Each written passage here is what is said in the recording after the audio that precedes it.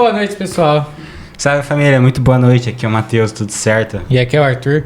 Antes da gente iniciar nosso podcast, vamos começar a dar nossos recadinhos básicos. O principal de todos é curta, se inscreve aí no canal, compartilha aí, que hoje o papo vai ser brabo. Exatamente, família. Ativa o sininho pra você ficar por dentro de todos os vídeos. Fechou? Toda quinta e terça-feira estamos aqui, menos semana que vem.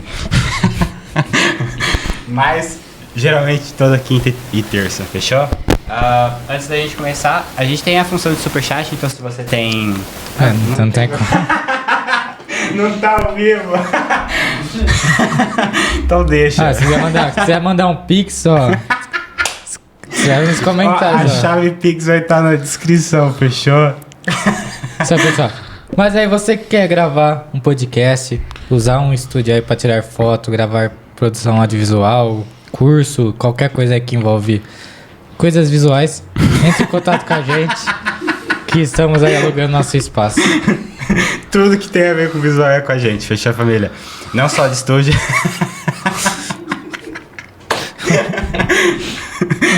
Mas se você tiver alguma dúvida, nossa rede social tá na descrição, então entre em contato via DM, fechou? Que a gente desenrola, tá? Antes de começar, também agradecer ao nosso patrocinador Master, que é o Zero Grau Conveniência, tá sempre aqui com a gente, e cede as bebidas que estão aqui na mesa, tá? Eles ficam na rua Rio Bonito 217 e eles têm uma infinidade de bebidas enorme, tanto alcoólicas quanto não alcoólicas, e lá é conveniência, então, tipo assim, você entra pra, sei lá, pegar uma cervejinha e você, sei lá, já acaba fazendo a sua despesa de casa. Lá é muito bom, tá? Aqui no canto da tela, mais ou menos por aqui, vocês estão vendo o código QR, você pode apontar a câmera do celular ou ir no link na descrição que você vai ser encaminhado diretamente para o Instagram deles, tá? Recomendo vocês seguirem para ficar por dentro de tudo. Na quinta-feira eles lançam um jornalzinho cheio de desconto, então você quer tá sabendo, fechou? Para você não moscar, tá? Lucas, Zero Grau Conveniência, muito obrigado, tamo junto demais. Bora pro episódio. Bora pro episódio, família. Hoje a gente tá com Tato Cianci. Seja Tudo certo, bem-vindo. Tato? Tudo certo. Prazer estar aqui com vocês. Prazer. Gostei da fit, viu? tá no Jordan hoje. Valeu. Tá no fit saudável, parecendo academia. Me patrocina, né, Jordan? Patrocina. Fala pra gente, tipo, eu já vou direto ao assunto. O que é um cineasta? O que um cineasta faz? O que um cineasta faz? Uma coisa bem ampla, né? A grosso modo, faz filme, né? Mas fazer filme, a gente tem diversas profissões, né? A gente tem o diretor, a gente tem o roteirista. No cinema tem um cargo pra tudo, basicamente, pra né? tudo, cara. Desde a pessoa que lança as notas do que comprou, a pessoa que tá dirigindo a cena, a pessoa que treina os atores, a pessoa que escreve a história. Por isso que quando a gente assiste um filme, na hora que termina lá, é 10 minutos de cena pós-crédito. De crédito subindo, que é um monte de gente que é envolvida, né? Eu, no meu caso, sou produtor, né? Então, eu que produzo os filmes. Então, eu que às vezes tenho a ideia, às vezes compro uma ideia, às vezes abraço uma ideia de alguém, pego um roteiro, contrato as pessoas e toco o projeto para acontecer. Entendi. Aí você também faz parte de... Você também, tipo, faz outros papéis dentro da produção de cinema? Fora de produtor? Eu também atuo muito na área da montagem, né? Que é a edição. Então, é uma área que eu curto, assim, também editar docs, filmes, assim. Mas, né, como um bom brasileiro, a gente acaba fazendo um pouco de tudo, né? Eu, principalmente, quando eu iniciei, assim, já filmei, já dirigi, já escrevi história, já fiz efeito especial, já gosto de colorir também os projetos que eu faço. Enfim, a gente acaba passando por tudo, assim. Pode, pai. Qual que é a brisa que você mais gosta de fazer dentro do cinema? Cara, eu acho que é o produzir mesmo. É montar um time, assim, de pessoas qualificadas e dar o direcionamento de o que fazer, como que as coisas vão ficar e... É isso. É gerir as pessoas, cara. Eu acho que é uma das coisas que mais me encanta, assim, no cinema. E contar histórias, né, cara? Produzir filmes, né? Você... Não tem dinheiro que pague você lançar um filme no cinema e se sair do cinema o pessoal tá lá fora fazendo análise sobre o seu filme, sentar na internet e ter pessoas comentando coisas do seu filme que nem você imaginou, sabe? Acho que Deve isso ser uma brisa muito da hora. Tipo assim, sabe quando você aparece na TV, tipo assim, mãe, eu tô na TV, tá ligado? Só que tipo assim, mãe, meu filme tá no cinema, isso, tá ligado? aí você dando um rolê lá no shopping, você senta na praia de alimentação, aí você olhar lá, aí tá lá o pôster da Capitão Marvel, dos Vingadores, e tá lá do seu filme E também. essa questão aí de gosto de análise de filme, você antes de virar cineasta, você fazia um acompanhamento dos filmes ou mudou a sua percepção depois que você entrou na profissão? Na verdade, assim, eu nunca fui cinéfilo, né? Que a gente fala que a pessoa que assiste tudo, que sabe tudo. Sempre gostei, né? Sempre assisti, principalmente animação, né? Uma área que eu sempre me encantou, assim. Assistia muito Simpsons, Tartaruga Ninjas, enfim, todos os filmes da Pixar. Então era uma área que me encantava demais, né? Só que é uma área complexa, né? De entrar, de trabalhar. E o cinema foi uma coisa que aconteceu meio que por acaso assim, na minha vida, né? Eu nunca pensei em fazer filme, na verdade nem imaginava como seria. Pra mim era uma coisa muito distante, né? O que me trouxe nisso foi o hip hop, né? Eu tenho uma ligação muito forte, eu faço parte da Notoy Crew, né? Que é o primeiro grupo de grafite aqui de Ribeirão Preto, né? Temos alguns nomes aí bem foda aí no rolê. E por conta do grafite, da arte, do desenho, eu montei meu estúdio na época para atender o público do rap, né? Então eu fazia muita capa CD de rap, fazia folder dos shows nas comunidades, fazia foto dos caras para divulgar. E aí com isso veio o lance de videoclipe, né? Vamos gravar uma chamada aqui. Na verdade começou fazendo chamada.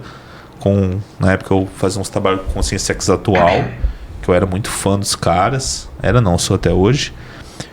E aí eu fazia umas chamadas pra eles e aí a gente acaba entrando no universo dos videoclipes, cara. Aí dos videoclipes a gente acaba tendo que começar a ganhar dinheiro de outras formas. Aí comecei a fazer vídeo institucional, comecei a gravar evento, já gravei tudo que vocês imaginassem. E aí fui pro ramo da publicidade também, né? Isso fui escalonando a produtora, que é a Causari Filmes, aqui de Ribeirão. E aí comecei a atender o público de comercial, de propaganda. E aí foi quando em 2015 eu e meu sócio a gente juntou e decidiu fazer um filme, cara, assim, sem saber muito o que era fazer um filme, assim, né? O que era lançar um filme e tudo mais. E aí foi onde começou a minha história no cinema, cara. Mas de onde veio... Vamos fazer um filme?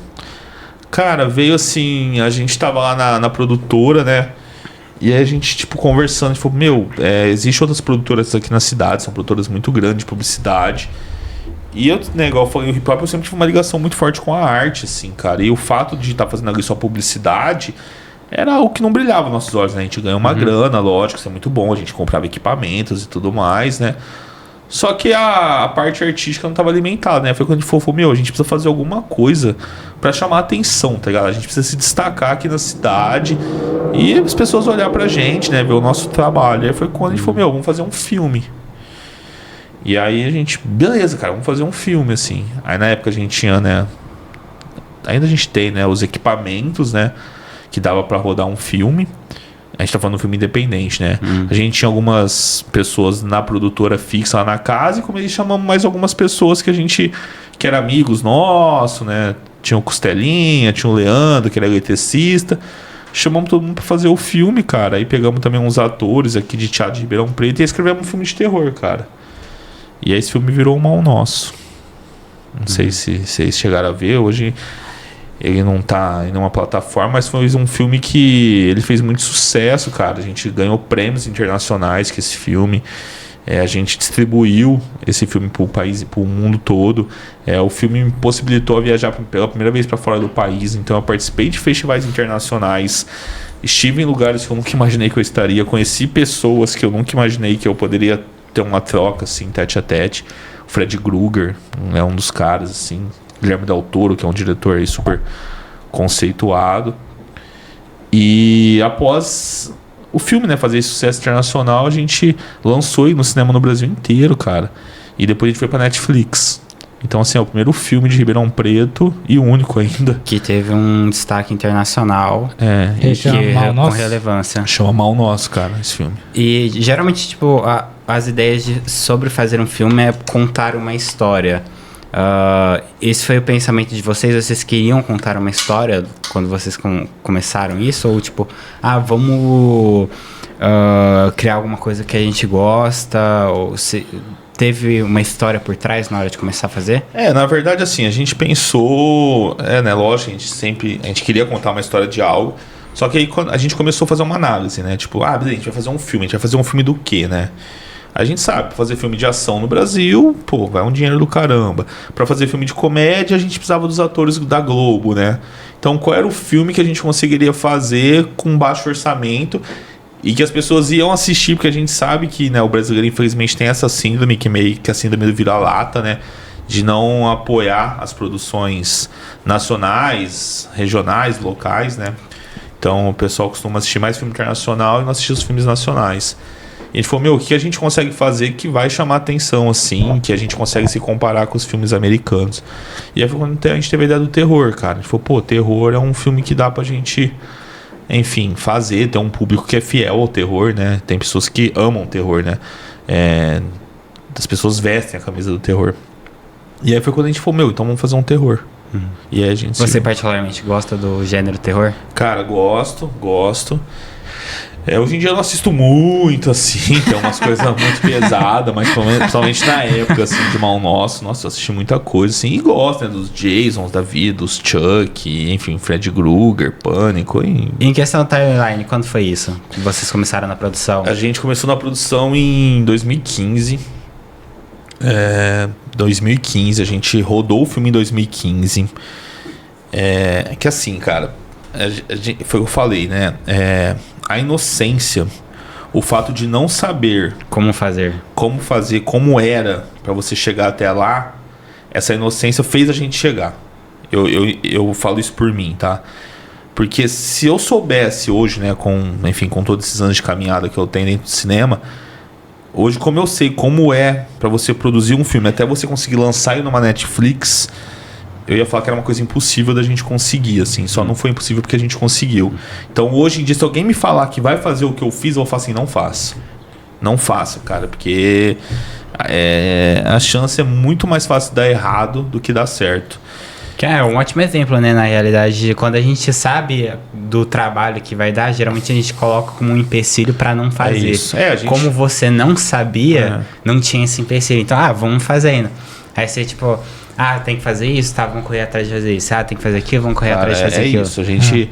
É o que você falou, a gente às vezes põe empecilho da idade, né? Às vezes, vou estudar, já tô com tantos anos, já passou minha época e tal. Vou fazer isso, uma coisa impossível. E não, cara, às vezes você tem que se arriscar, você tem que tentar. E foi o que a gente fez, né? A gente, igual eu falei, uniu uma turma, a gente tinha um dinheirinho em caixa, que era um dinheiro que na nossa realidade era muita grana, mas pra filme era nada. Foi um dinheiro que acabou na primeira semana, bem dizer. E aí, como a gente já estava iniciando, a gente falou, agora a gente tem que continuar. E aí começamos. Então passou muito da expectativa de vocês, antes de começar a fazer o filme, ou tanto que vocês iam gastar e o trabalho que vocês iam ter? Passou muito. A gente não imaginava, assim. Igual assim, toda a parte de produção, né? Igual a gente, com os equipamentos, cinematográfico, a gente não se remunerou, né? Os sócios, a gente pagou as pessoas que trabalhou com a gente ali, mas também foram valores simbólicos, assim, né? De atores, foi mais pra falar que ninguém não tava recebendo, né? Só que na hora que a gente chegou na parte de pós-produção, que aí envolve coloração, trilha sonora, desenho de som, mixagem, pôster, enfim, tudo isso, a gente não fazia ideia, cara, de quanto custa. E era uma coisa que a gente não dominava na época, né? E aí a gente foi atrás... A parte mais de captação vocês tinham. E montagem. Até a parte de montar, de editar o filme, nós fomos, né? Agora, na parte de pós-produção, nós não sabíamos, né? E a hora que a gente começou a orçar as coisas assim, era 200 mil reais, era 300 mil reais, era... Eu tô imaginando ele no telefone, tá ligado com o cara da pós-produção. É esse orçamento? Obrigado, tá, vou conversar com o meu sócio aqui e a gente retorna. E a galera que... Foi desse jeito mesmo. E a galera que fez o filme com vocês, os atores, eles estavam na expectativa que o filme ia ganhar prêmios ou eles só fizeram, tipo, vamos dar uma força, estamos no meu primeiro... Ninguém imaginava, né, que o filme ia fazer o que ele fez. As pessoas, é lógico, elas apostaram. Teve um lance também que durante o processo, os próprios, né, o pessoal que estava trabalhando, os atores, falou, nossa, eu não imaginei que seria algo tão profissional assim, né? Quando vocês chamaram pra fazer, achei que vocês iam pegar uma câmera aqui, vai, levanta, sai correndo. E não, e chega lá, né, todas as luzes montadas, equipamento, aquela coisada toda e tal. Uma coisa bem profissional. Apesar de a gente ter trabalhado com uma equipe bem pequena, que foram 8 pessoas, cada um tava ali no seu lugar, sabendo o que fazer, assim. Então, assim, todo mundo sempre acredita no melhor, né? Mas eu acho que ninguém imaginava que chegaria tão longe. Até porque também na época que a gente rodou, não existia Netflix, né? Sim, ela já existia, mas ela não era forte aqui no Brasil, né? A gente não tinha as assinaturas ainda, né? Só que foi um sonho que a gente apostou nele, cara. E enfim, a gente abriu mão de várias coisas, igual foi pra vocês. Eu tinha uma moto na época, sempre foi meu sonho ter aquela moto. E eu vendi minha moto pra poder colorir o filme, sabe? Eu não pensei duas vezes, cara. E falei, vou vender ela pra poder colorir o filme. E aí as pessoas os profissionais que entraram na pós-produção são profissionais que fizeram filmes como Tropa de Elite, Cidade de Deus, pessoas muito conceituadas. E quando eles viram o nosso filme, eles piraram. Eles falaram, a gente nunca viu um filme de terror nacional assim, cara. É surreal o que vocês fizeram. O pessoal nem acreditava, assim, sabe? Era massa, porque a gente chegava, fiz um filme, todo mundo, legal, né? Tipo, foi que esses caras fez bosta, você fez uma coisa zoada, né? É a mesma coisa do ator, né? Nossa, eu não tinha noção que ia ser um filme assim. Eu achei que ia, tipo assim, pegar a câmera e isso.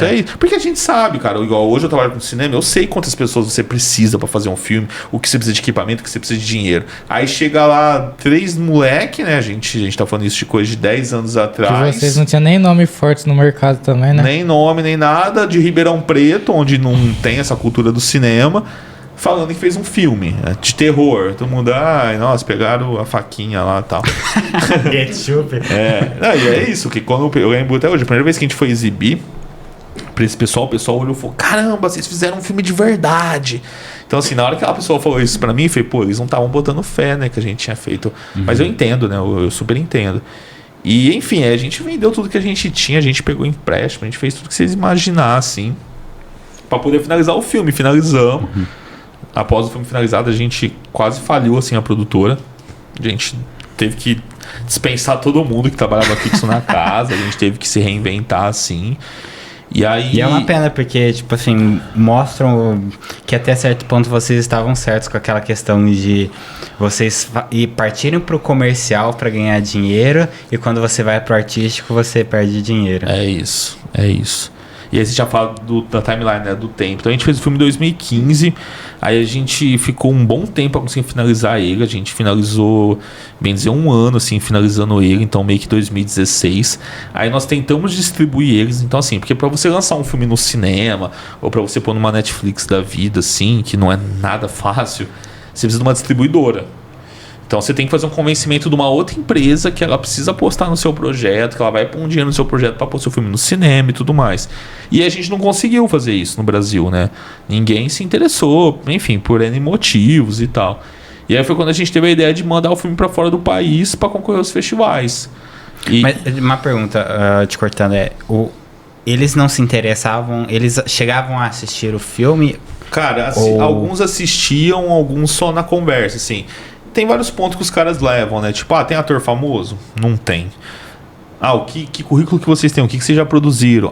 Qual o gênero que vocês estão produzindo? Então, assim, tem várias variáveis que são somadas, porque é isso, né? E basicamente pra vocês não tinham nada a favor. Nada.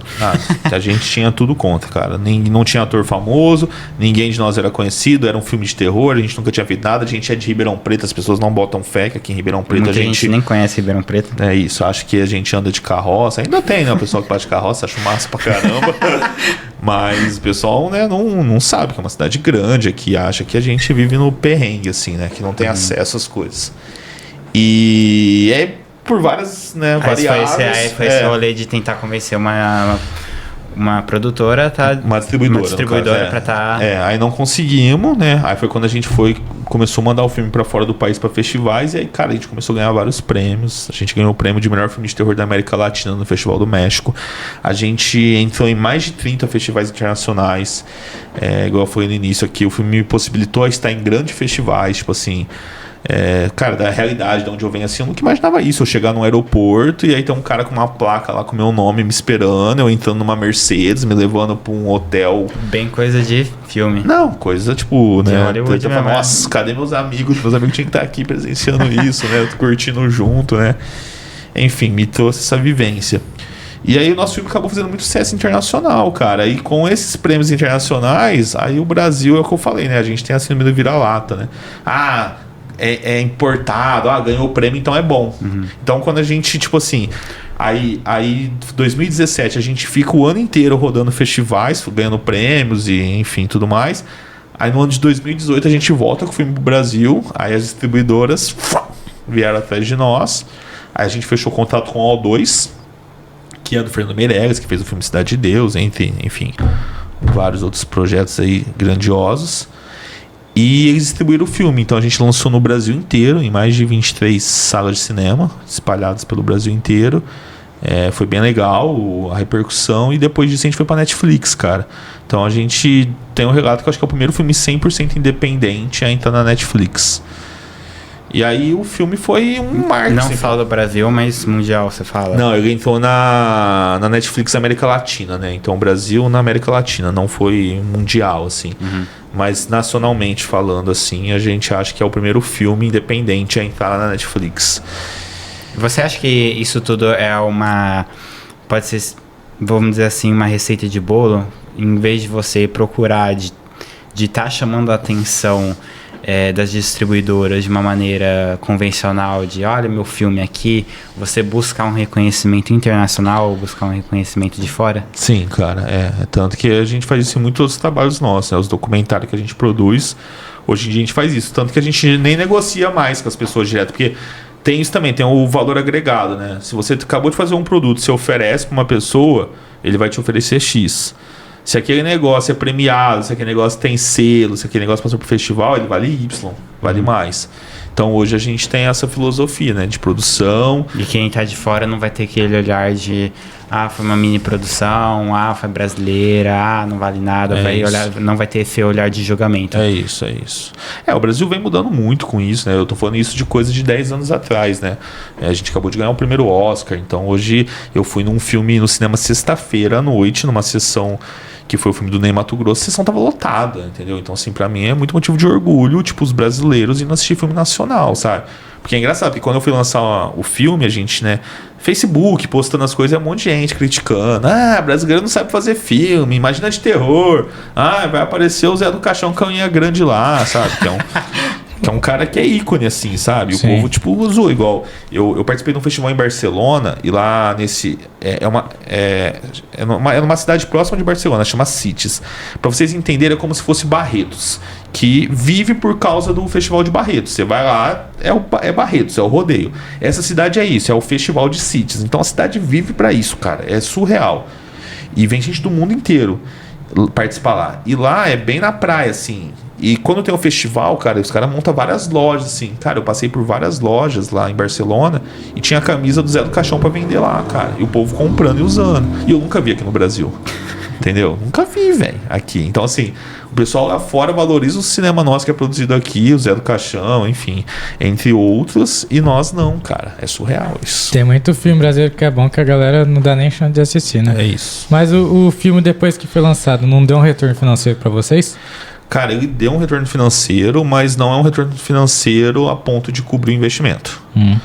Financeiramente, assim, não, mas o que o filme trouxe pra nós, né, de valor agregado, grandioso, assim, né, abriu as portas pra nós, criou um baita currículo, né, me possibilitou dar várias palestras e conseguir ter um currículo pra conseguir produzir os próximos filmes. E o que mudou dali pra frente? Porque vocês meio que estavam fazendo a produção comercial ali pra ganhar dinheiro, falando, não, a gente quer fazer alguma coisa artística, a gente quer criar alguma coisa, e vocês criaram, tiveram reconhecimento. Depois disso, vocês ainda queriam continuar trabalhando em alguma coisa que não deu o retorno financeiro pra vocês? Qual foi o pensamento que veio depois? Cara, isso, né, o que o Mal Nosso fez, né, na nossa carreira, eu vou falar na minha, assim, principalmente, foi de ter certeza que eu tava no caminho certo, cara. Ter certeza. Foi, cara, é isso, conseguimos, a partir disso, vamos continuar, cara. E logo após o Mal Nosso, a gente começou a produzir vários projetos, aí eu fui entender como faz captação de recurso, como que participa de edital, como que você vende um projeto, aí você começa, né, a estudar mais e entender o mercado, né, cara. E aí, hoje, já fazem 10 anos que já vivia antes, né? Mas vivo 100% disso. A produtora produz todo ano documentários. A gente está com 2 longas aí, que talvez daqui a pouco a gente vai falar um pouco sobre eles também, que vai estrear no cinema esse ano. Então, me mostrou que eu estava no caminho certo, cara. Que eu estava no caminho certo. E é difícil, né? Porque a maioria das produtoras vive de publicidade, cara. E a gente conseguiu viver do cinema, dos documentários, dessas produções. Sim. E quais são esses caminhos que hoje você conhece e antes você não conhecia? Por exemplo, editais, que é um recurso do governo para apoiar essas produções artísticas, não é? É isso. Eu desconhecia. Algumas coisas, na verdade, eu já tinha até ouvido falar, mas é aquilo. A gente acha que é algo que é muito distante de nós, né? E não é, cara. Você tem que estudar, você tem que estar com as pessoas que faz, perguntar, participar, fazer curso e tudo mais, e entender como o mecanismo funciona, né? Que a gente tem aquela palavra, é carta sempre os mesmos que ganham, não sei o quê. Não é assim, cara. Não é sempre. Eu sei que tem muita coisa que deve ter maracutaia mesmo e tudo mais. Mas eu fui uma prova viva de que não é sempre os mesmos. Logo na sequência eu participei de um edital que era do canal Futura e de mais de 400 pessoas concorrendo e a gente ganhou. Era um selecionado só. Que aí eu fiz o documentário Ouvidores de Vozes, que ele tá na Globoplay, esse projeto. É bem legal também esse documentário, a gente rodou aqui em Ribeirão. E aí comecei a participar dos editais, PROAC, enfim, Lei Paulo Gustavo e tudo mais, entender o mecanismo e a gente sempre é contemplado, a gente sempre ganha assim para poder produzir, cara. Teve alguma crítica no seu filme que te chamou a atenção, que te pegou e você falou, não é bem assim, que você guardou pra você Não, de guardar pra mim não, mas crítica tem um monte, né? Eu sou meio desprendido disso, assim, igual foi como eu faço grafite, eu já venho das artes. É normal ter pessoas que vê seu trabalho e gostam pra caramba, e ter pessoas que vê e não gostam. Às vezes é questão de estilo e de gosto. Tem gente que acha lindo letra, igual eu no grafite eu faço letra. E tem gente que não gosta, tem gente que gosta de ver personagem e tal. Então, assim, as críticas não me abalam. Mas tem muitas visões que as pessoas têm, assim, que não foi o que a gente quis passar, sabe? Aí é muito engraçado, né? Que quando... até hoje, assim, você vê, tipo assim, você assiste um filme, né? Você assiste com uma pessoa que é cinéfila, que adora filme e tal. Aí a pessoa faz uma análise, assim, sabe? Tipo, igual assim, vamos olhar essa tela aqui e tal. Com certeza ela tem 1 milhão de significado, mas uma pessoa vê e ela dá uma brisada, tipo, muito, assim, surreal de fazer uma análise, né? Que tá dentro dela e você vai assim... Cara, eu não tô vendo nada disso, sou burro. Você vai falar, não consigo ver nada disso, sou burro. É aquela questão de se procurar cabelo no ovo, você encontra. E a questão de visão. Então, tipo assim, eu assistia filme e as pessoas faziam umas análises que eu falava assim, caramba, eu não vi isso. Nossa, eu falava, nossa, eu meio burro, né? Não consegui entender isso e tal. E aí, quando eu fiz o meu filme, que as pessoas começavam a fazer críticas, né? E o crítica que a gente fala não é só negativa, né? construtiva.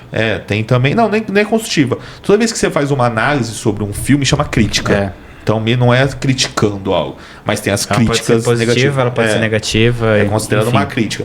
Mas, assim, as pessoas faziam essas críticas, né, positivas e negativas, essas análises, de coisa que a gente não tinha pensado quando a gente fez.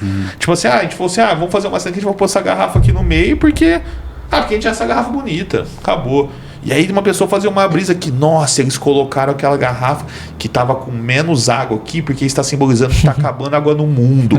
E as pessoas vão morrer. Tipo assim, cara, os caras faziam umas análises assim, caramba, como assim? Não é nada disso.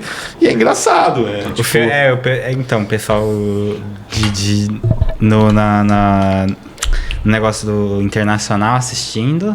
E tipo, caramba, os caras devem ter pensado nisso daqui, os caras analisando, não sei o que. E os festivais, os festivais, quando a gente participa, a maioria das vezes, depois que passa o filme, tem um bate-papo, né? A equipe com as pessoas que assistiram. E era isso, as pessoas faziam umas análises, nossa, vocês quiseram dizer isso. E a gente, isso aí. Que nada. Simplesmente falou a pessoa, levanta e corre, sabe? E a pessoa, nossa, ele correu porque ele estava no universo X. Essas brisas, assim. Então, assim, nada me afeta. Mas tem pessoas que viajam demais, assim. Eu vi coisas... em que a gente tava, enfim, abordando o tema XYZ e não era nada disso. Mas, pra mim... Já chegou alguém, por exemplo, perto de você e falou assim... Nossa, assisti um filme muito bom, chamar o nosso e nem sabia que foi você que produziu? Tem, já. E tá até recentemente, cara. Teve um evento aqui em Ribeirão... Ali no Sesc, aí tinha um pessoal de São Paulo, do Rio, e aí trocando ideia com os caras, eu falei, eu fiz um filme de terror, mal nosso. Cara, não acredito, eu vou... E aí chamou o outro, foi ele que fez, que não sei o que. Aí teve um outro cara também nesse mesmo dia que falou, nossa, eu tava num festival em outro país, e aí o pessoal falando de cinema de terror, um cara lá no festival, o cara de Londres, falou, nossa, tem um filme nacional, Mal Nosso. Aí o cara tava falando em inglês, e na hora de falar o nome do filme, ele falou em português, assim, Mal Nosso, né? Que é muito bom. E esse cara que escutou era de São José do Rio Preto. Ele nem me conhecia, assim. E ele falou, cara, eu fiquei mó feliz, eu me senti contemplado, porque o cara tava falando de um filme que é perto da minha cidade e tal. Então, acontece, cara. Cara, acontece que brisa bastante. foda, da hora. Acontece. E na produção, o quanto que é necessário para você estar começando? Porque, assim, você falou da questão dos editais, de você tá buscando recursos junto com o governo e tal, mas o quanto que você precisa de já ter desenvolvido, de ter uma produtora, de ter equipamento, de ter funcionário, o quanto que você precisa para estar começando um filme? Cara, Você diria, assim, na sua opinião? Tudo depende da estrutura que você vai fazer, né? É muito difícil, e eu entendo, tá? Isso. Uma pessoa que está começando agora, por mais que ela ache que ela tenha a ideia que vai revolucionar, e essa ideia pode ser uma ideia revolucionária, ela vai conseguir um financiamento alto para produzir um longa-metragem. Porque dinheiro público não é brincadeira, sabe? Não é igual o pessoal acha que, você vai lá... aconteceu isso aqui em Ribeirão, ano passado teve uma lei Paulo Gustavo aqui na cidade. E foi a primeira vez que teve uma injeção muito grande de dinheiro para audiovisual, foi coisa de 4 milhões. E, cara, no primeiro dia que teve uma reunião lá, todo mundo foi lá. Todo mundo que se até gente que não era do audiovisual. E o pessoal acho que tava achando que ia fazer uma filinha lá. E aí o cara ia olhar a sua cara e falar assim, gostei de você, toma 100 mil. Você não gostei muito, toma só 10 reais. O pessoal achou que era isso e não entende como é trabalhar com dinheiro incentivado, entendeu? As coisas incentivadas, os dinheiros públicos, eles estão para qualquer pessoa analisar. Então existe uma prestação de conta muito séria que você tem que fazer. Então eu já vi muitas pessoas se embananando na hora de entregar algo, de entregar um relatório, de não saber o que fazer. Então, assim, é meio difícil você conseguir de cara uma grana alta. E a gente tá falando que cinema, às vezes, envolve milhões de reais, né? Sim. Então, assim, o correto é você começar do início, que é com curta-metragem, é fazendo videoclipe, é entender a dinâmica de contar a história. E aí você entra nos editais menores, que tem 10, 15 mil reais, aí você vai escalonando. Com isso você vai pegando currículo, porque assim, uma das coisas que é julgada quando você vai participar de um edital é o seu currículo. O que você já fez, o que você faz. Isso é um dos pontos maiores que tem num edital, né? Você não tinha currículo em filme, mas tinha um currículo em produção audiovisual. Isso, tinha um currículo de produção audiovisual, de comerciais. Então, assim, eu já tinha gravado alguns atores, né, conhecidos. Então, isso... Eu pergunto porque eu acho que o cinema tem muita gente que é muito, muito fã, que gosta muito de assistir filme, que gosta muito da cultura e queria trabalhar nisso, mas que é aquela coisa... não conhece sobre e imagina uma série de obstáculos na frente. Então, o que que ela tem que percorrer para, tipo, conseguir realizar aquele sonho? É uma coisa realmente possível de se fazer aqui no Brasil? Até porque a gente faz e muitos outros fazem. Só que isso também, a pessoa assim, eu adoro cinema, eu amo cinema e tudo mais, mas o que você gosta no cinema, entendeu? Na maioria das vezes, todo mundo que eu converso, todo mundo que vai na produtora, é 3 coisas que é unânime, que é o quê? Escrever roteiro, escrever a história do filme, dirigir o filme, ou diretor de fotografia, que é a pessoa que fica na câmera. Os 3 coisas que mais aparecem, assim, são esses 3. E fotografia. É isso, cara, é unânime, assim, essas 3.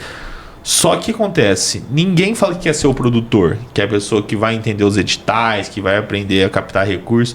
E não adianta a gente ter essas 3 mãos de obra e as outras se a gente não tem a figura do produtor que realiza isso, que consegue fazer isso acontecer. Então, assim, a primeira coisa é você entender o que você quer ser. Aí é isso, todo mundo, eu quero ser o diretor. Gente, não dá pra começar dirigindo. É raro as pessoas que já conseguem de primeira ser um diretor. Você vai ser um 5º assistente. Você tem que vir de baixo, trabalhando, entendendo como que é a dinâmica de um set de filmagem, cara. Não é uma coisa só artística, é logística pura, sabe? Tudo tem que... A gente tá falando assim de... Igual eu rodei recentemente, no final do ano passado, um filme chamado Coração Sertanejo, aqui na cidade. É um filme bem legal, é um filme grande, assim. A gente teve atores globais, a gente teve o L.D. Lapena do Cacete Planeta, Catarina Abdala do Vai Que Cola, o Rocco Pitanga, enfim, vários nomes, o Ceará do Pânico, tivemos vários nomes aí. E a gente teve uma equipe de mais de 70 pessoas. Você imagina 70 pessoas junto fazendo um filme no meio do calçadão de Ribeirão Preto, sabe? Como é a logística para todo mundo chegar até lá, como é a logística para todo mundo comer, como é a logística para você conseguir gravar num lugar que tem um monte de gente andando, passando e olhando, para chegar os equipamentos lá, para cuidar dos equipamentos para ninguém roubar. Então, assim, é uma coisa muito grande, sabe? Então, depende de muito estudo, sabe? Dedicação também. Então, acho que as pessoas precisam se formar, sabe? Primeiro, estudar bastante para... Escalonar, basicamente, né? Então, se assim, você é um trampo no audiovisual, então começar lá do início, pega essa câmera e faz suas próprias produções, vai pegando experiência, trabalhando em produtora, que nem você falou, né? É isso.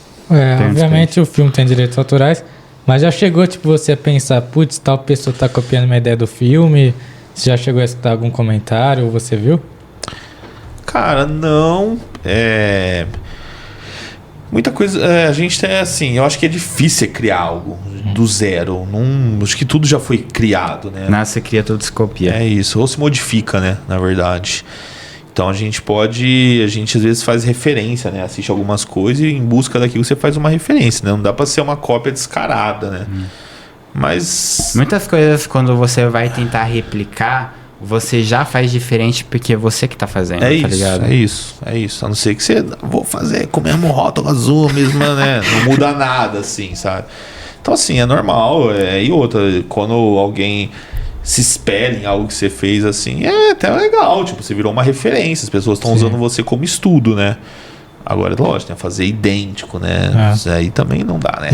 E o pessoal não pede pra fazer uma segunda parte do filme? Você escuta bastante? Sim. Escuto bastante. Pensou em fazer? A gente pensa, a gente tem isso engavetado. Até o final do nosso filme ele termina de um jeito que ele dá uma brecha para uma continuidade. Foi algo até pensado assim. Mas por enquanto não, assim. Tô produzindo outras coisas, então o terror tá ali, por enquanto tá na gavetinha. Você traz bagagem a sua da cultura de rua com grafite, com a história de como você acabou trabalhando no cinema como produtora. Essa sua história, ela transmite para alguma produção sua? Você passa isso para... Eu acho que em tudo que eu faço, tem o hip hop ali. Sim, existem algumas produções que, igual eu tenho um documentário... Coração sertanejo. Então, assim, eu tenho um documentário que chama Outra Vida, né? Que eu conto a história do primeiro grupo Lowrider no Brasil, que é uns caras de São Paulo. Então é rua, é hip hop, tava no meio dos caras e tal. Mas a vivência da rua, pra mim, a vivência que o hip hop me trouxe da rua, de saber lidar com as pessoas, como tratar as pessoas, como desenrolar certas situações...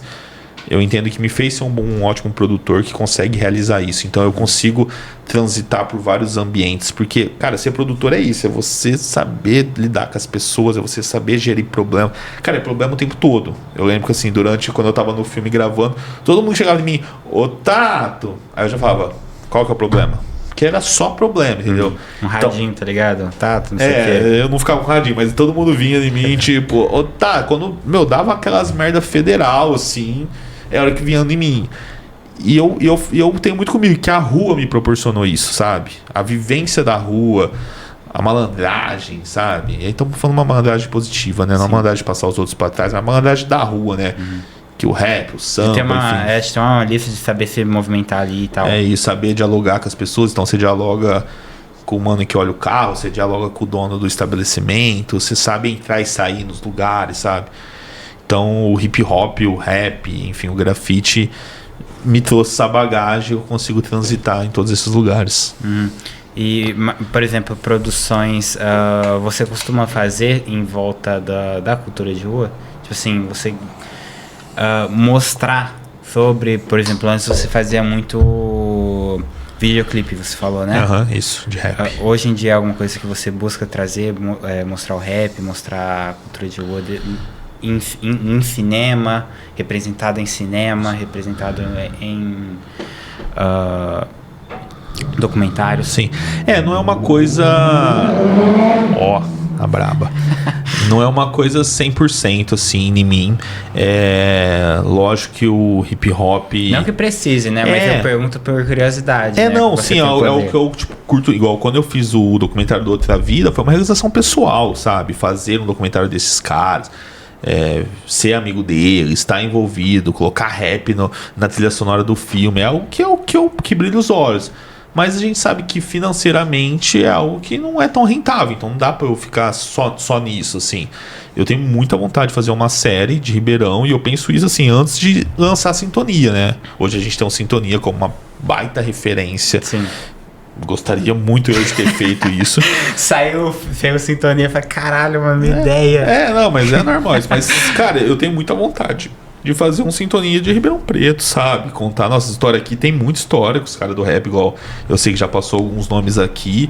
São histórias vivas, sabe? A gente tem lendas vivas, assim, com histórias que você fala assim, se você não tivesse vivenciado, você não ia acreditar que era verdade, sabe? Então eu tenho uma vontade de fazer, assim, um projeto voltado ao hip hop aqui de Ribeirão Preto, assim. E eu tenho, igual eu te falei, eu tenho Outra Vida, e também recentemente eu produzi um documentário, no qual eu também faço parte, que é da Notói Crio, que chama Notói Crio, a Arte Além dos Muros, que eu conto sobre o primeiro grupo de grafite de Ribeirão Preto, né, no qual eu faço parte, o Churk, Tom, o Bill, Carijó, Cal, Misha, Gasper, Lezer, a gente tem essa banca aí. E eu produzi esse documentário também, então são coisas que... Então ali, tudo uma perto da outra. Mas Ribeirão tá se produzindo muito, assim, de cultura de rua, também de batalha de rima, eu vejo muito pessoal fazendo, dos rolês de skate também, que é algo que eu andava de skate também, curto pra caramba. A cultura de rua, né? Então, assim, tem vontade, alguns grupos de rap que eu sou amigo dos caras e tal. Os caras sempre falam, tem que lançar um filme sobre o rap nacional e tudo mais. Nossa, se eu fosse esse amigo, eu ia pedir muito filme pra você. Eu ia falar, mano, faz esse filme aí, cara, vamos fazer essa ideia. Teve algum ator ou atriz que se surpreendeu que tava gravando com você? Que aceitou o convite? Cara, é engraçado, assim, que os atores, eles aceitam, sabe? É o trabalho deles, assim. A gente, né, vê eles lá, acho que eles são longe, mas não, pelo contrário. Foi até engraçado, assim, que... durante o filme Coração Sertanejo, aí tinha uma atriz, né, famosa, e aí minha irmã pediu pra bater uma foto com ela, né? E aí eu fui lá e falei, minha irmã quer bater uma foto? Não, lógico e tal. E aí minha irmã foi lá, bateu foto com ela e agradeceu. Nossa, obrigado, né, por ter aceitado. E ela falou assim, obrigado nada, obrigado ao seu irmão de ter me proporcionado estar aqui trabalhando, sabe? E aí quando ela falou isso, eu falei, é isso, tipo assim, a gente tem eles, né, os atores, aquela... Mas, cara, eles são gente da gente, é comum, e eles precisam trabalhar também. Então, a partir do momento que se é um produtor, você contrata, ele também é o seu fã, sabe? Você tá dando trabalho pra aquela pessoa, assim. É uma relação mútua, né? De vocês estarem se ajudando, né? É isso. Então, assim... Até por causa do pirata, a gente tem essa questão de colocar eles em cima do palco, né? Na forma figurativa. É isso. Que eu digo, por exemplo, quando você vê uma pessoa na TV, vamos pegar, sei lá, um Tony Ramos da vida, que é um cara já conceituado. Se eles falar, não vou mandar o convite do Tony Ramos, porque não vai aceitar, o cara, aceitou, né? Eu estou falando, ainda mais cinema, cara. No Brasil, todo mundo quer fazer cinema, assim. Então, eu acho que ninguém é inatingível, assim, a não ser alguns nomes, talvez, que já tá aposentando, um Lima Duarte da vida, que eu já tive a honra de gravar com ele. Antônio Fagundes, Fernanda Montenegro, que tá declarando que vai aposentar, que são pessoas já mais de idade, tá? Agora o restante, cara... Dá pra você conversar, dá pra você negociar, dá pra tentar, sim. Seguindo na pergunta de atores, você já teve dor de cabeça com eles em relação à atitude? Por exemplo, ser muito mimado, eu quero isso, eu quero aquilo e tem que ser desse jeito. Cara, sim, mas é coisa do ser humano, é ego. E eu já tive estrelismo não só com gente famosa, gente que nem é famosa. E não é porque é famosa que tem direito também, tá? Mas de estrelismo, de se achar, porque talvez tenha um cargo melhor, por ser um ator...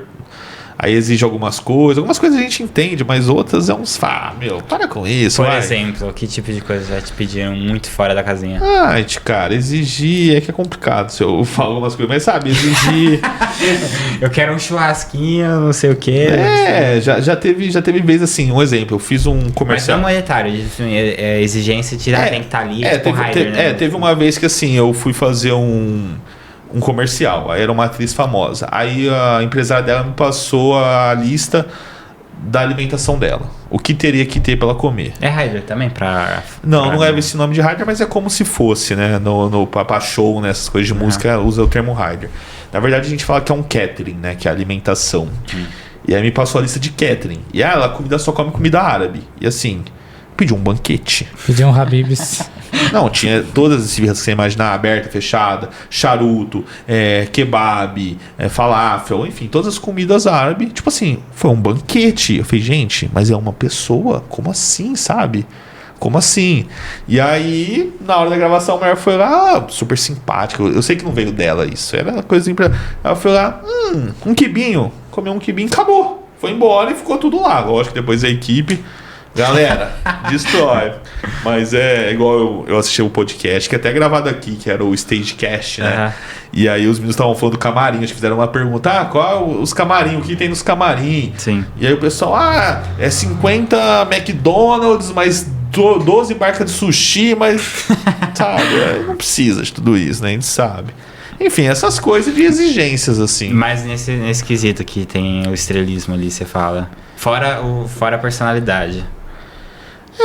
Ou não tem da personalidade, questão de estar com o nariz em pé, o jeito que trata a equipe e tal. Não, cara, assim, respeito o ser humano é uma coisa que o cara pode ser quem ele for, pode ser o Brad Pitt, cara. Se desrespeitar alguém da equipe, eu como produtor, vou ser o primeiro a chamar o cara nas ideias, vamos falar o termo da rua, assim, porque respeito, cara, tem que ser com qualquer pessoa, com qualquer cargo, em qualquer lugar, assim. Então isso é uma coisa que, assim, eu não admito no meu trabalho. Então, qualquer tipo de forma de preconceito também, enfim, não passa. Jamais. É isso, cara. É ser humano, as pessoas têm show de estrelismo às vezes quer dar carteirada, mas a gente, né, contorna. Segue o jogo. Você já pensou você já trabalhou com ator ou atriz internacional? Você pensa em chamar? Ainda não tive, né, o prazer, mas sim, com certeza é escalonar, né? É até produzir um filme internacional, com certeza. E na questão de escalonar, também houve na parte humanitária, vocês estão cada vez mais querendo gastar com produção mais e mais para fazer alguma coisa maior e maior? Sim, cara. Sim, você vai escalonando, você vai entendendo como o mecanismo funciona, como é para fazer uma produção, e aí você já vai entender que aqueles... Vou citar exemplos, tá? Mas que aqueles 100 mil reais, que era tão, meu Deus, caramba, é muito dinheiro, hoje já não dá pra fazer mais nada, sabe? Na nossa realidade de produções, de currículo e tudo mais.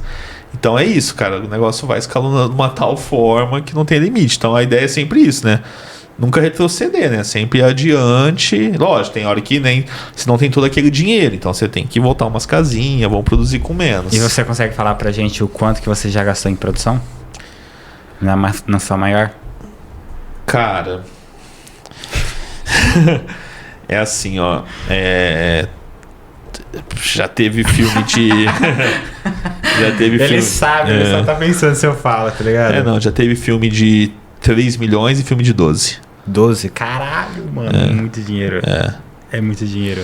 É muito dinheiro, mas dinheiro vai tudo, é fácil cara. Gastar. É fácil.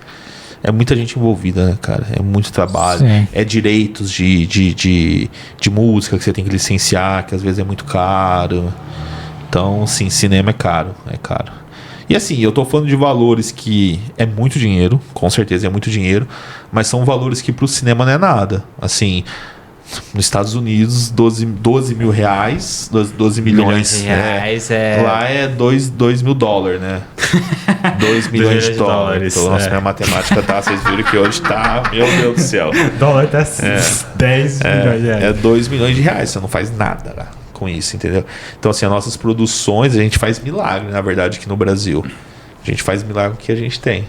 Mas eu já trabalhei com projetos nesses valores. Vocês são abertos a, por exemplo, a uma pessoa chegar, tive uma ideia de filme aqui, você é aberto a escutar ou vocês acabam ignorando porque quer fazer o próprio como é que é o processo de curadoria para fazer um conteúdo?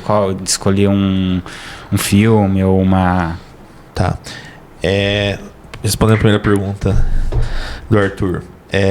Sim, nós somos abertos, eu, né, no caso, sou aberto a ouvir proposta, a analisar, só que a pessoa também tem que ser aberta a escutar o retorno.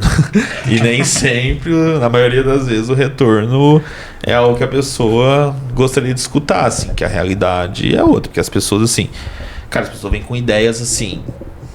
Não, porque eu pensei de estar em Ribeirão e de repente começa a sair umas pirâmides do chão, no meio do centro, e aí vai cair a catedral. Tipo assim, cara, genial sua ideia. Você sabe quanto custa pra fazer isso? Possível. Você sabe quanto custa pra você... Você sabe se você consegue interditar a catedral pra você gravar? Tô citando alguns exemplos aqui, bobo, mas que as pessoas não têm noção. Então é isso. Primeiro assim, eu já faço uma pré-avaliação no que? A pessoa tem noção do que ela tá falando? Outra coisa, todo mundo quer vender filme do pai. Ah, ele podia fazer um filme do meu pai, porque meu pai, cara... Assim, às vezes deve ter histórias muito boas, né? Mas cada pai, cada mãe, é um exemplo.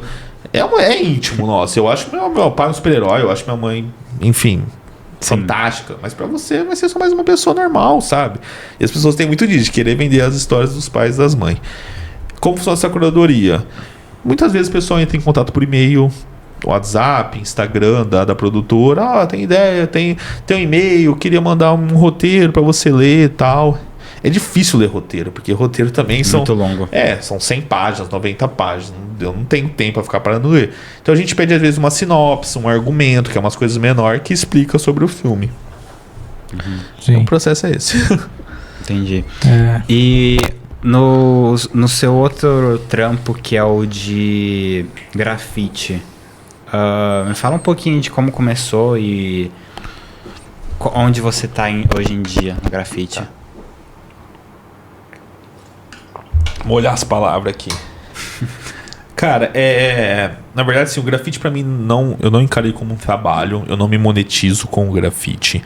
O grafite é um estilo de vida, é hobby, é o rolê no final de semana com os amigos, é poder trazer algo pra sociedade, igual esse final de semana, sábado, né, agora, eu vou grafitar lá no Simeone, numa biblioteca, que foi até convite do Zoclin, né, ele fez essa ponte lá. Salve Zoclin, obrigado aí pela ponte. Salve Zoclin. De grafitar lá na comunidade, numa biblioteca. A gente vai dar vida pra comunidade. Eu sei que a hora que a gente chega, que a gente começa a meter aquelas cores, todo mundo para. A gente traz alegria pro dia das pessoas, né?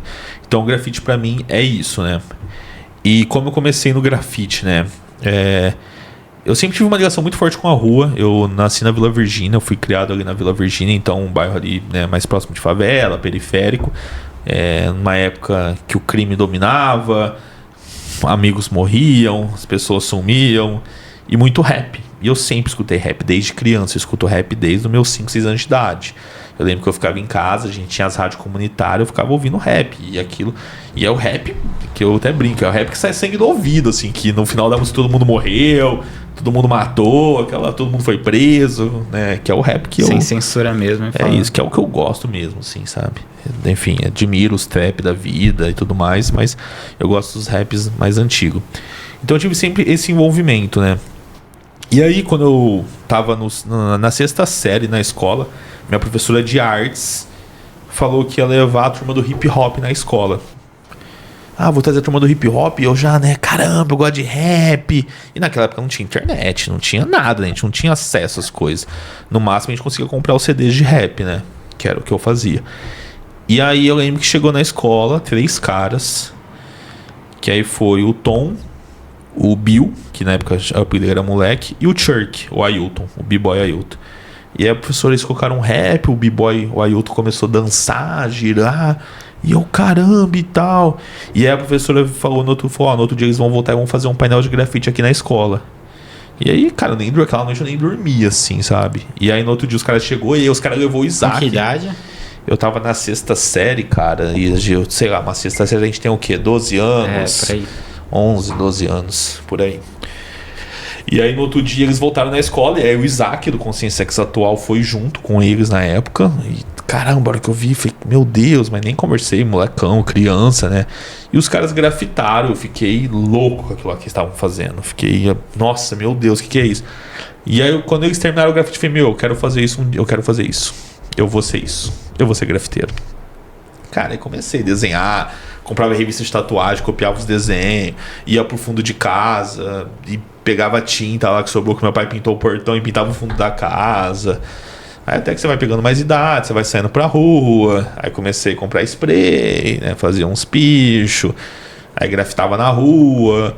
E aí você vai em busca, né, cara? Da onde esses caras estão, o que acontece. Aí o B-Boy, o Churk, né? Ele fez uma oficina de grafite ali no Meira Júnior, que era uma escola ali perto da minha casa. Aí eu fiz uma oficina de grafite com ele. Aí comecei a colar com os caras. Mas também meus pais tinham meio que receio, porque os caras já eram tudo maior de idade, né? Todo mundo muito louco, e eu meninão ainda. Então, não vai, não quero que você vai, né? Com medo. E hoje eu super entendo eles. A família, tipo assim, mano, eu não acredito que meu filho pegou essas referências dentro da escola. É isso. E aí chegava o Carijó lá em casa com o cabelo igual de Sabotagem. Enfim, assusta todo mundo. Eu entendo meus pais hoje em dia e tal. E, né, e eu segui isso, mas cara. Na época você queria fazer, você queria viver daquilo. Queria. Tá. Na verdade, eu vou ser sincero, eu nunca pensei em viver disso. Eu nunca pensei em ganhar grana com isso. Nunca foi meu objetivo. Apesar de já ter ganho, enfim, no decorrer. Depois dei aula de grafite, fui remunerado. Enfim, fiz grafite em shows, em eventos e fui remunerado. Mas eu nunca pensei em viver de grafite. Nunca. Isso nunca passou pela minha cabeça. Eu falo porque quando acho que você é mais jovem, quando você é apresentado com a ideia, sua ideia é tipo assim, eu vou trampar com isso, e pra trampar com isso tem que fazer dinheiro com isso pra sustentar esse hobby, né? Sustentar o hobby, né? Era isso. Eu tinha isso comigo, porque assim, meu pai sempre trabalhou, sabe? Eu lembro, tipo, eu criança, meu pai chegando em casa às 11 horas da noite, depois de trabalhar o dia inteiro, então eu tive muito essa referência de trabalho, então eu comecei a trabalhar muito cedo também. Enfim, entreguei panfleto já na rua, com os carros de som, mas ajudava os caras. Tinha uns caras que tinham carreto de mudança perto de casa, eu ajudava os caras na carreto pra ganhar um dinheirinho. Mas tava sempre fazendo alguma coisa. Sempre uma correria, mas enfim, ganhava quase nada. E aí, logo que, tipo assim, na época você não podia trabalhar só com 15, 16 anos e tal. E aí, quando eu fiz, eu já fui atrás de estágio, né? Tinha esse negócio, projeto Jovem Aprendiz, essas coisas assim. E já fui fazer um estágio e entrei numa gráfica, numa fotocopiadora. E, cara, pra minha sorte, assim, essa gráfica era um quarteirão e meio do estúdio de tatuagem dos caras da Toy Crew. Então, assim, os meus almoços, quando eu saía do serviço, era lá que eu ficava, com os caras. Nada planejado. Nada. E aí eu comecei a colar mais com os caras. Então, assim, eu tinha meu trabalho ali, e aí eu estudava à noite, era ali perto também, então eu ficava um tempo lá, depois ia pra escola. E aí eu sempre, né, gostei de estudar, sempre eu falei, vou fazer uma faculdade, cara. Vou fazer uma faculdade. E é até engraçado que na época eu falei isso com os caras, não, tem que fazer faculdade, a gente é autodidata, a gente é rua. Eu sempre tive a rua comigo, mas eu sempre quis ir além, né, da rua, assim. E eu falei, não, cara, os caras, não, sai do trabalho, vem viver de fazer tatuagem, vem fazer grafite e tal.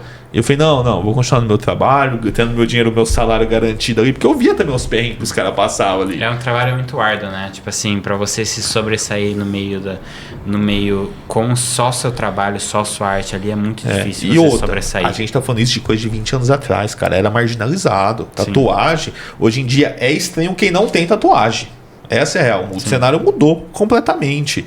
Naquela época, não. Então, você ser um tatuador, você ter um estúdio, você ser um grafiteiro, cara, não era nem bem visto. Quantos enquadros a gente não tomava quando a gente estava grafitando, quando a gente estava reunido fazendo roda de rima. Hoje em dia, cara, ainda eu vejo que tem esses enquadros, mas, cara, você anda em Ribeirão, existem várias batalhas acontecendo em vários lugares simultaneamente, sabe? E a gente é de uma época que a gente se juntava ali na esquina pra fazer freestyle, a polícia parava todo mundo, o que vocês estão fazendo? Cambada de vagabundo, né? Era desse jeito. Então, assim, o grafite sempre pra mim foi hobby. E foi engraçado que, assim, por eu ter esse envolvimento sempre com a tecnologia, de querer ir além, foi quando eu decidi fazer um site de grafite na cidade. Então eu sempre gostei meu pai sempre teve câmera de bater foto. É engraçado que meu pai, assim, meu pai nunca teve o carro do ano. Meu pai sempre teve a brasilinha velha dele lá. Só que meu pai sempre teve uma câmera de bater foto e uma filmadora, um computador. Então era engraçado, porque vai sair meu pai lá e comprar, porque meu pai sempre gostou disso. Então eu tive vivência com câmera. E aí eu tinha uma câmera de bater foto, igual aquela de filme. Tô até reativando ela, até comprei um rolo de filme esses dias pra usar ela de novo. Tá lá guardadinha, eu reformei ela. Hoje em dia tá até na moda, né? Peguei essas duas aqui pra mim, eu tô doidinho pra usar. É isso. E aí eu saía fazendo foto dos grafites do pessoal, revelava. Aí como eu trabalhava na fotocopiadora, eu escaneava. E aí eu comecei a fazer site, aprendi a fazer site, comecei a divulgar o grafite dos caras. E aí eu meio que coloquei Ribeirão um pouco no mapa do grafite nacional, porque os caras de São Paulo começaram a ver nossos grafites. Cara, chegou a ter visualização, pra site, caramba. pra caramba. E assim, eu só pulei uma parte da etapa. O que acontece? Nesse tempo começou a sair uma revista chamada Rap Brasil. Certo. E a cada, acho que 3 meses, junto com a Rap Brasil, sai a revista de grafite. Então a gente começou a ter acesso aos grafites de São Paulo, do Nacional. Rio, das grandes capitais. E a gente ficava louco. E aí tinha que você podia mandar seu grafite pra eles postar, e nunca nossos grafites saíam na revista. E aí foi quando eu falei, sempre agora falando assim, sempre essa ideia de ir além, assim, né? O que eu posso fazer pra gente mostrar o nosso trabalho pro mundo, sabe? E aí foi quando eu fiz o site, chamava Grafite RP o site. Era grafiterp.ig, bababá, um monte de coisa. E eu tinha feito um curso de web designer na época e fiz o site, cara. E eu postava fotos de grafite de todo mundo, velho. Não era só o meu nem era da Notói Crio essa época. Eu fui convidado pra Notói Crio após isso. Porque os caras viram em mim um potencial ali de levar a Crio pra frente, com diferencial. E foi quando eu fui convidado. Então, assim, Foi basicamente um pensamento de tipo assim, se a gente não é aceito, a gente mesmo cria a nossa revista, basicamente. É isso. E olha que louco, cara, que eu tô falando. Que um dia eu vi esses caras da Notói Crio lá na minha escola. E eu falei, cara, eu quero ser esses caras. E depois de não sei quantos anos, 10 anos, tá, eu entro pra Crio dos caras. Então, assim, foi uma realização, uma coisa que eu nunca sonhei. E o site do Grafite RP proporcionou muitas pessoas verem. Até que um dia ia ter um festival que tem até hoje, que é o João Rock, aqui em Ribeirão Preto. O João Rock na época ele era no estádio comercial. Ele era, né, bem menor. E o Rapa ia vir. Coincidentemente, um dos caras do Rapa, que fazia toda a parte de show deles, de animação, é isso. Ele achou o nosso site e ele viu os grafite. E ele mandou um e-mail, mandou uma mensagem: sou o Ema e tal. Cara, quero conhecer vocês. E aí, cara, eu lembro até hoje que aí eu pus meu telefone, na época do celular era uma coisa rara ainda, assim e tal. Eu passei o telefone na casa dos meus pais, que morava com eles. Cara, ele falando, parece que ele é muito velho, né? Não é, mas é que as coisas, a tecnologia fez um boom assim muito rápido, né? Era difícil. Ou você tinha um celular, só que você não tinha crédito. Sim. Você andava com o celular, mas você não tinha dinheiro pra pôr crédito, né? E aí, resumindo, o Fábio Ema ligou na casa dos meus pais e olha, aqui é o Fábio Ema do Rapa. Cara, quero conhecer vocês e tal. E aí a gente foi dar um rolê com o cara levou a gente pro João Rock. Caralho, que massa. Então, tipo assim, ajudou. Aí depois de um tempo já começou a sair os flogão que a gente falava, né? Que eram os blogs da vida. Que aí todo mundo podia ter o seu, postava suas fotos. Mas durante um bom tempo, o site proporcionou isso pra... Cara, eu fazia site de tudo. Eu fazia site dos carros dos meus amigos da Vila Virgínia. Era carros rebaixados de RP. Aí batia fotos dos Escort, dos Voyage da época, tal, das Ômega. Eu vou lançar todo mundo. É isso, cara. Eu quis revolucionar. E aí foi isso, cara. Então, enfim, nunca pensei em ganhar dinheiro com grafite. Mas, tipo e assim, eu fui estudar. É difícil de você fazer dinheiro com grafite. De você ser um artista renomado a ponto das pessoas te contratarem pra você fazer um grafite na tua parede. Cara, hoje eu tenho amigos que vivem 100% de grafite, sabe? Conheço muitas pessoas que vivem 100% do grafite. Conheço pessoas que têm esse sonho e vai e não vai, por N motivos. Então, assim, hoje é muito bem visto, né? Hoje as pessoas querem o grafite dentro de casa, querem na fachada da sua loja, querem usar a roupa de grafite, né? As marcas, né, querem isso nas estampas delas. Então, hoje é mais fácil, mas é um caminho como todos os outros, árduo, cara. E eu acho que, assim, você tem que ter seu estilo próprio, você tem que ter um diferencial. Isso é o que mais chama atenção, assim. Então eu tenho grandes amigos aí que vivem de grafite, de arte, de tatuagem e vivem bem, assim. Uhum. E bem, que eu falo, não é questão de tá milionário, não é isso não, cara. É viver bem fazendo o que gosta, sabe? É isso. Não tá passando apuros, tá lá de boa. É isso. Vamos ler as perguntas aqui do Instagram? O Terrafon mandou: quando a chave virou e você teve certeza que daria pra viver de audiovisual? Oh, Bruno, salve Bruno, parceirão. Cara, até hoje... Hoje não virou. Isso que eu ia falar. Não sei se dá pra viver de audiovisual. Não, dá sim. O audiovisual dá pra você viver de várias maneiras, né? Dá pra você fazer evento, dá pra você fazer foto, dá pra você fazer podcast, dá pra você fazer um monte de coisa, né? Então, é uma área que dá pra ir se adaptando, assim. Eu mudaria o viver pra sobreviver. É isso. Não tem que reclamar não, viu, velho? Graças a Deus tá tudo bem. O Cardoso JNR mandou. Conheci o Tato quando ele estudava design de interiores em 2006. Pegamos muitos ônibus juntos. Meu Deus! Aí ele contou uma coisa que eu não tinha falado ainda. Aí eu acabei, né, gostava de estudar, que fui acabar fazendo uma faculdade de design de interiores. Vamos entrevistar o Tato, o designer de interior agora. O cara que faz decoração. Você imagina, né? Cara, eu nem sabia o que eu tava fazendo naquela faculdade. E de design de interior aqui, tá da hora? É, mais ou menos. Porque esse brinquedo não tá muito bem alinhado. Brinquedo não, colecionáveis.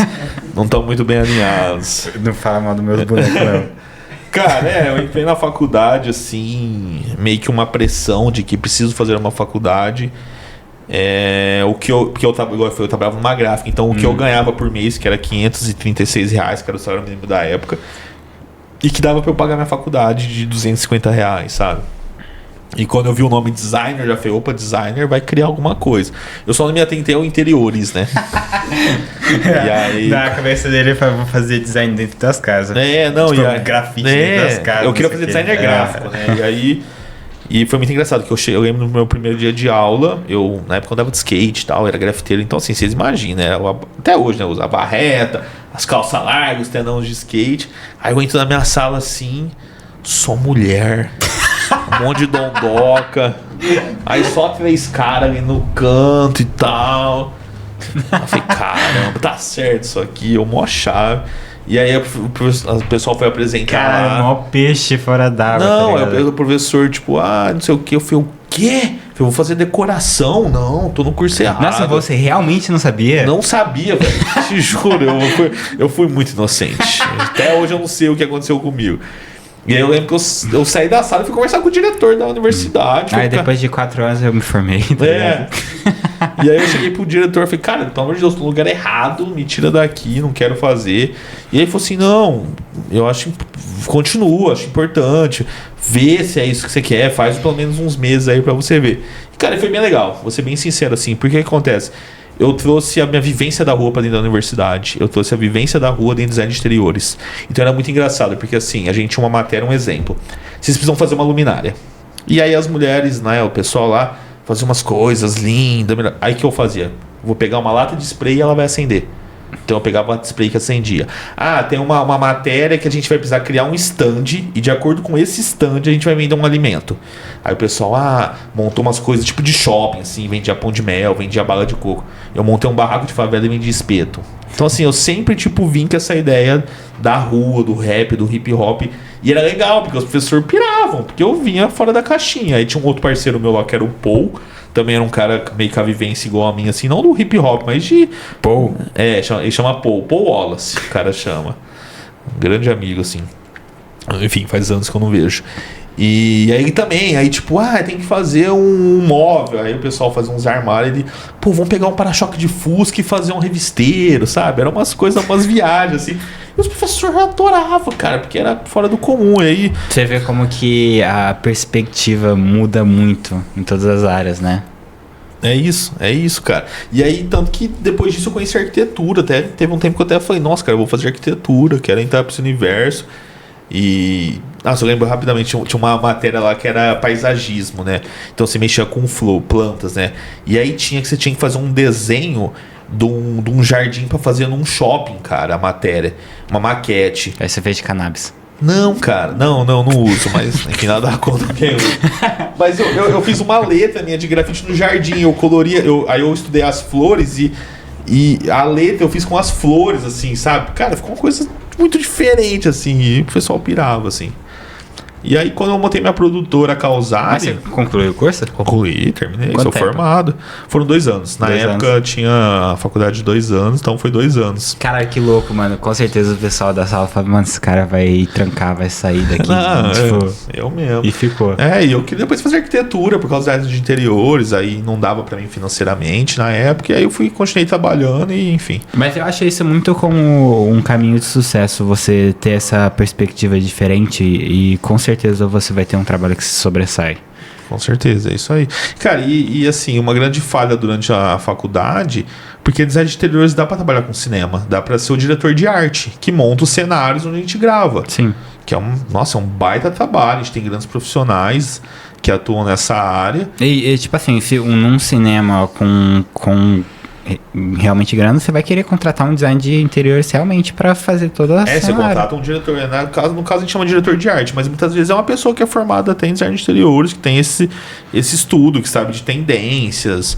Enfim, nessa matéria eu era péssimo, assim. As matérias que tinha aqui, tendência, o que tá usando na moda, eu ia péssimo pra caramba, porque eu não gostava nem a pau. A gente dita as nossas. É isso. Sim. Isso. Bom, as perguntas foram essas. A gente tá chegando perto do fim e a gente tem umas perguntas filosóficas aí pra se responder. Antes eu queria pergunta perguntar sobre tanto o cinema quanto o grafite, pretensões futuras, onde você se imagina, tanto você quanto sua produtora, e o seu hobby, a sua arte de grafite, tipo assim, você tem planos pra ela? Cara, vamos falar do grafite. Do grafite, assim, eu não tenho grandes planos. Eu acho que já conquistei várias coisas que eu nem imaginava de grafitar pra ONU. Já fiz um trabalho durante o João Rock durante 2-3 anos, que era um painel que a gente fazia pra ONU. Cara, como é que... A ONU ela existe até hoje, isso, né? Na época ela tinha um projeto chamado 8 Maneiras de Mudar o Mundo. Hoje em dia eu acho que está em mais de 20 maneiras, né? E aí eles pegavam os grafiteiros aqui de Ribeirão e cada um fazia um painel abordando um tema. Então é como acabar com a fome, educação, eu não vou lembrar, sabe? Acessibilidade, essas coisas.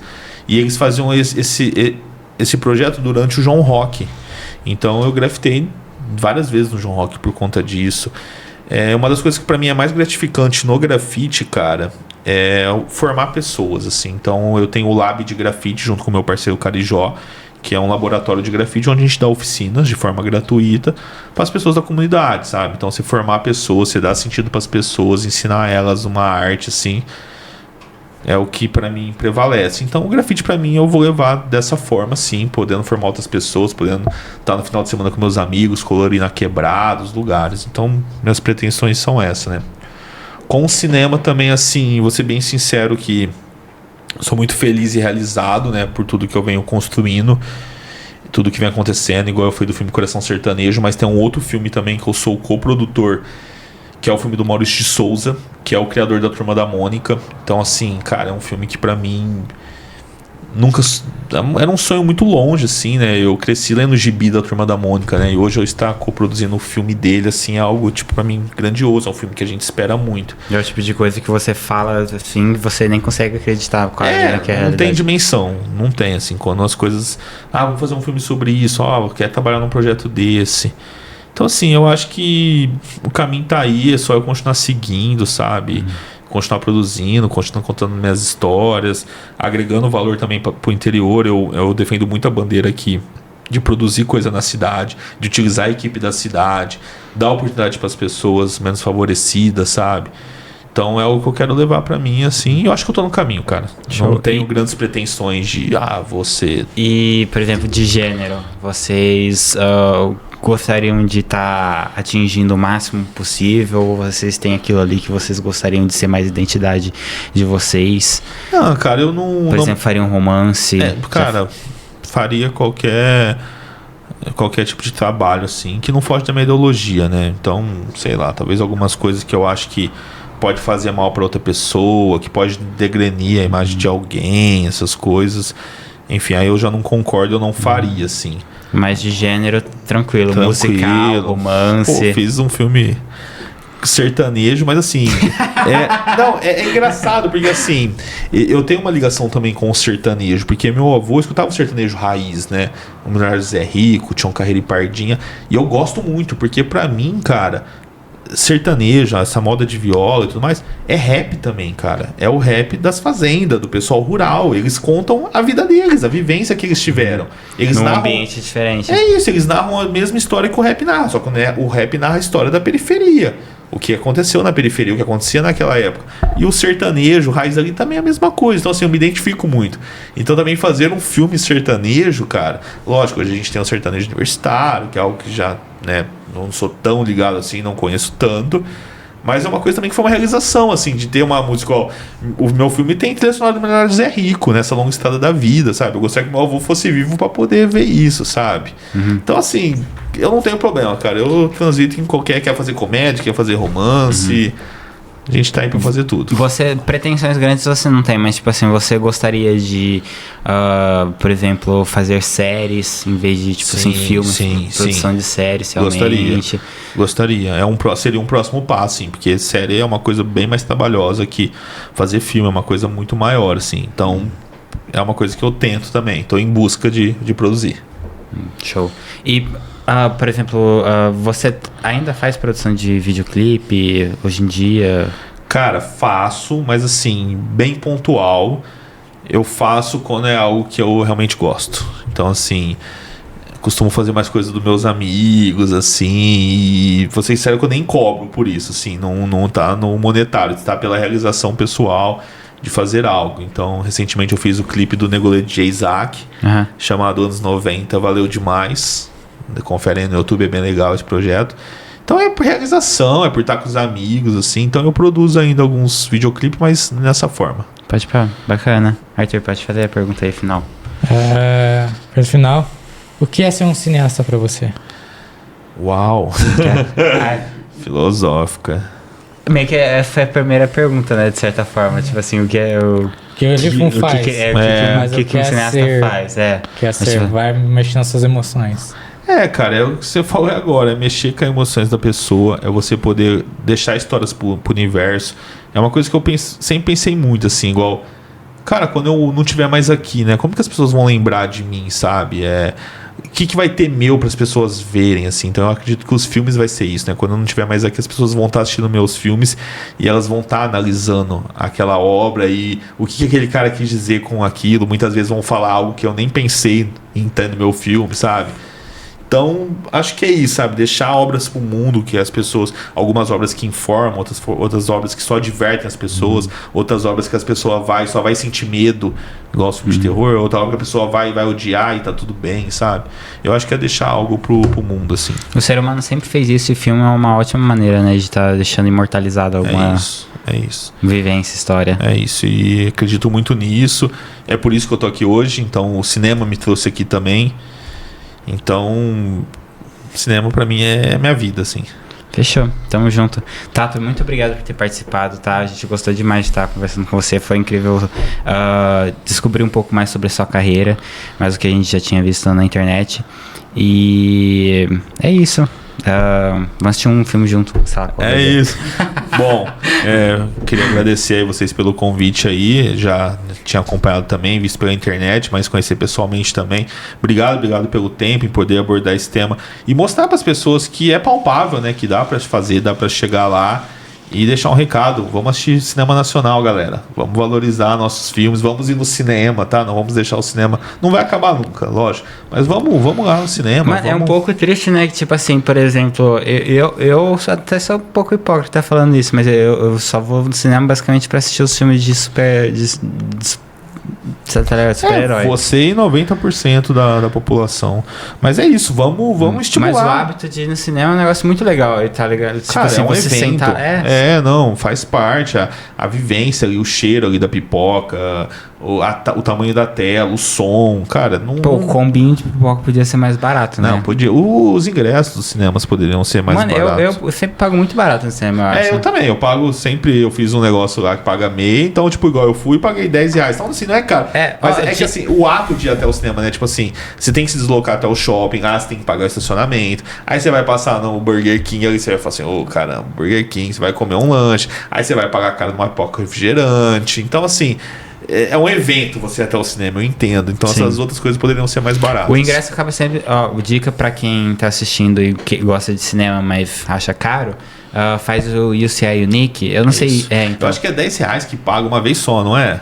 Você paga R$10 no cartão. Aí, eu não sei se é ainda assim, mas, tipo assim, esses R$10 que você paga, você ganha um ingresso grátis da primeira vez. Então, tipo assim, você tecnicamente nem tá pagando o cartão. É isso, e depois você paga meio em todos E depois os você filmes. paga meio em tudo. Aí, tipo assim, de segunda-feira é dia mais barato. Então, tipo, você paga meia da meia. Você paga R$13. E você vai numa salas IMAX, as salas que são mais fodas, assim, num preço super bom, assim. Eu acho que é R$10 normal e 13, 14 o IMAX. Eu fui na IMAX agora 3D, paguei R$14. Não, a experiência de cinema não tem igual. E vamos assistir filme nacional também, viu? Vamos. Realmente. Vai assistir o filme do Ney Matogrosso, você vai gostar. Tá no cinema? Tá no cinema. Eu assisti sexta-feira. Chama Homem com H. É foda, velho. A carreira do cara, a história do cara de vida, assim, e o que ele representa pra música nacional é surreal. Tem vários filmes brasileiros que é bom. Tem O Homem Copiava, já viu? Sim. Na época do Homem Copiava, eu trabalhava na copiadora, na foto. Ixi, o pessoal era... Nossa... Eu tenho até raiva desse filme por causa do... Nossa, vou ficar me fritando lá por causa desse filme, Os Tropa de jeito muito bom. Meu nome não é Johnny. Meu tio matou um cara. Tem vários... Que horas ela volta? Tem muitos aí pra gente falar. Tato, muito obrigado pela sua presença. Prazer conhecer você, seu trabalho também. Todo sucesso do mundo pra você. Vamos um dia aí combinar fazer um projeto junto. Bora. Pegar um cineminha todo mundo, né? Bora. Sai daqui e vamos pro cinema, hein? É isso, bora lá, galera. É isso aí, família. Tamo junto, muito obrigado. Valeu, nóis. pessoal. É nóis. Eu esqueci de fazer a propaganda do Zero Grau no final.